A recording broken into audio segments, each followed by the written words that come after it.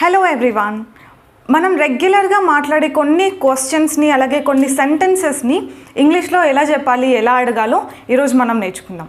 ఆ questions and sentences అంటే ఎలా అంటే, నా దగ్గర డబ్బులు ఉండుంటే నీకు ఇచ్చుండేదాన్ని, నాకు టైం ఉండుంటే నేను వస్తాంటి, నాకు టైం ఉండుంటే నేను డ్రాప్ చేసి ఉండేదాన్ని, నీకు టైం ఉండుంటే నువ్వు వచ్చి ఉండేవాడివా, నీ దగ్గర డబ్బులు ఉండుంటే నువ్వు ఆర్డర్ చేసి ఉండేవాడివా.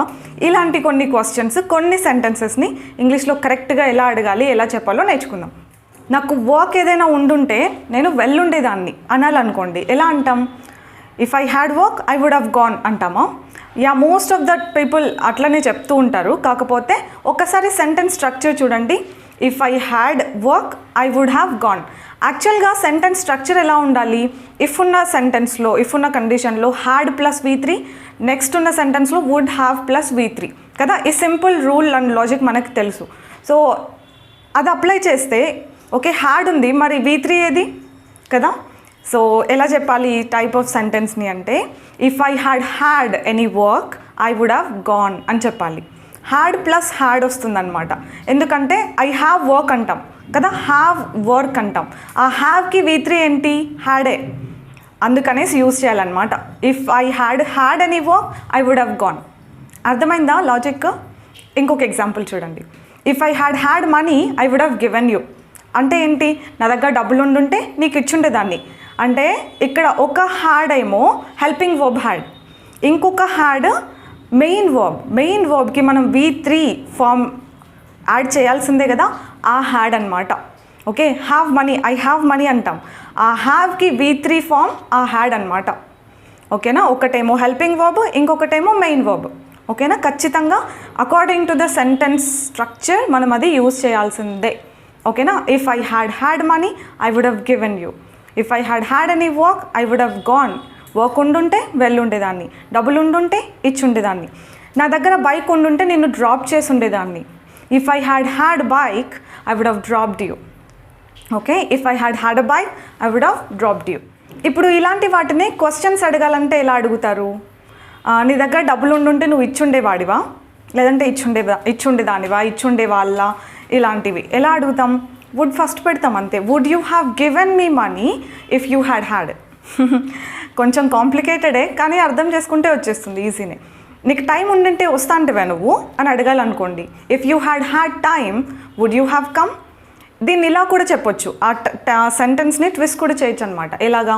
Would you have come if you had time, ఇలా కూడా చెప్పొచ్చు. వర్క్ ఏదైనా ఉండుంటే వెళ్తాంటివా, వెళ్ళుండేవాడివా, లేదంటే వెళ్ళుండేదానివా అని అడగాలంటే would you have gone if you had any work there. If you had any work there would you have gone. ఎలా అయినా చెప్పొచ్చు. వాళ్ళు పిలిచుంటే నువ్వు వస్తాంటివా, నేను ఫుడ్ ఆర్డర్ చేసుంటే నువ్వు తినుండేవాడివా, వంట చేసుంటే నేను తింటాంటివా నువ్వు. ఇలాంటి క్వశ్చన్స్ అనమాట. ఎట్లా అడుగుతాం? వాళ్ళు పిలిచుంటే నువ్వు వస్తాంటివా అని అడగాలంటే would you have come if they had invited you or if they had called you.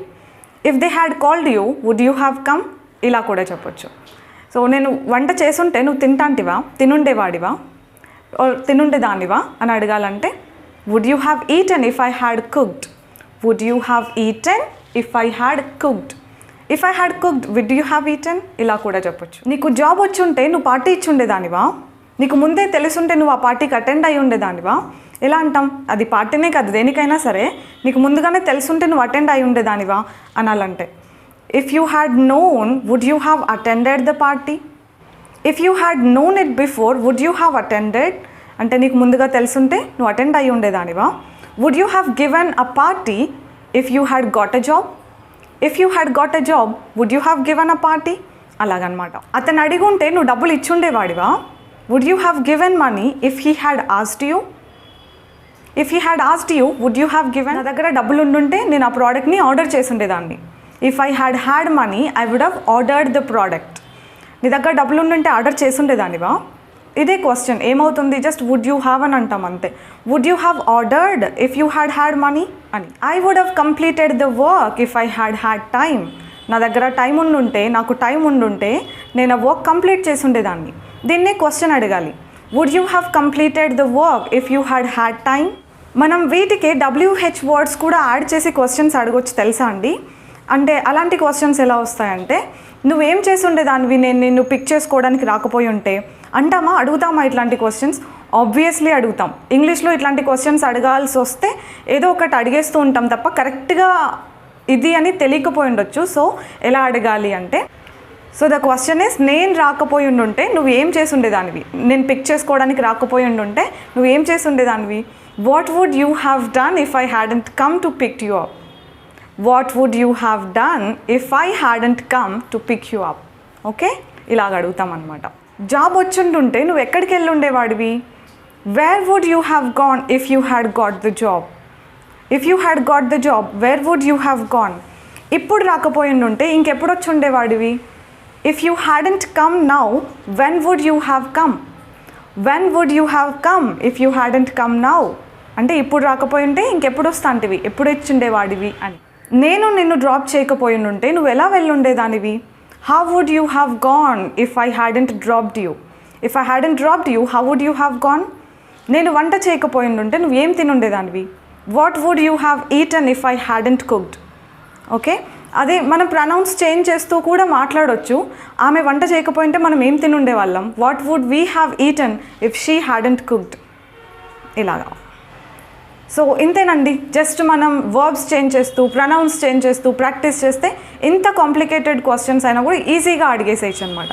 That's it for today. I'll see you with another interesting topic next time. Take care until then. Keep practicing, keep learning. Bye bye.